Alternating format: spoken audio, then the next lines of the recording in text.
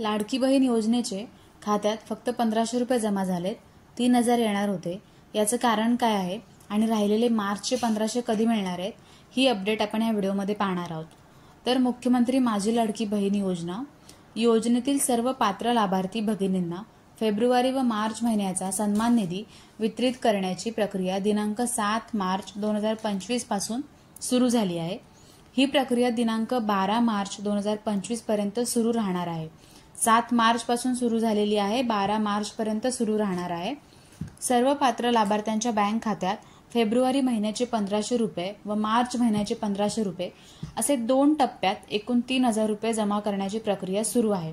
म्हणजे आतापर्यंत जे 1500 रुपये आलेत आणि मार्च महिन्याचे 1500 रुपये सुद्धा तुम्हाला 12 मार्च पर्यंत येणार आहेत. फक्त हे पैसे एकत्र 3000 न येता 2 टप्प्यात येणार आहेत. म्हणून काही जणांना फक्त 1500 आलेले आहेत आणि 1500 येणं बाकी आहे.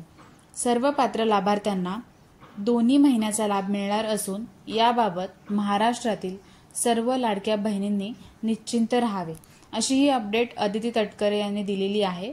तर ह्या अपडेटनुसार तुम्हाला जे पैसे आहेत ते 12 मार्च पर्यंत येतील. ज्यांना फक्त 1500 आलेले आहेत ते, ज्यांच्यासाठी हा व्हिडिओ महत्त्वाचा आहे त्यांच्यासोबत तुम्ही शेअर करू शकता.